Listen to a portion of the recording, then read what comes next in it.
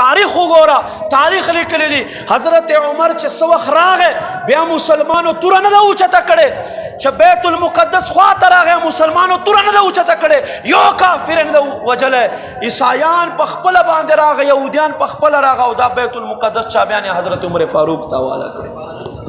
داسې د مسلمانو شان څلور میاشتې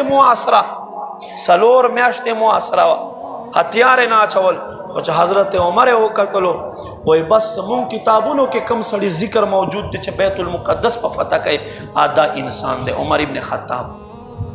بیا عاجزي وګوره په واپسۍ باندې را روان دی، یو ځای نوم دی مقام جابیه، دشته دی پکې، صحرا دی، شګه دی. حضرت عمر رضی الله تعالی دا مدینې منورې ته لږ نږدې دی،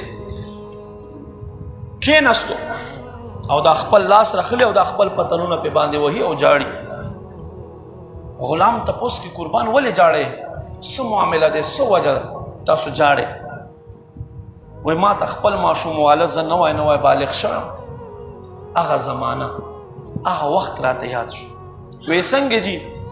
وایي دکه مقام باندې ما اوښانو ګله ځان سره ساتلې وه، پلار مې راغی ما ته یې ویې زه ستا نن مهارت ګورمه، شا به پنځه اوښان په لین باندې ودروه، ما به یو اوښ راوستو به مې درولو، بل به مې راوستو به مې درولو، چې دریم ته به تلمه نو دا دوه به منډه کړې وه.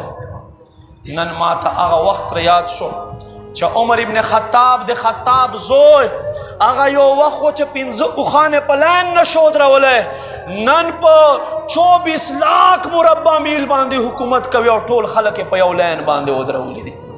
دا د نبی علیه السلام صدقه ده، نبی علیه السلام په مونږ باندې مهرباني ده او کرم دی چې مونږ ته دا مقام او عزتونه راکړي.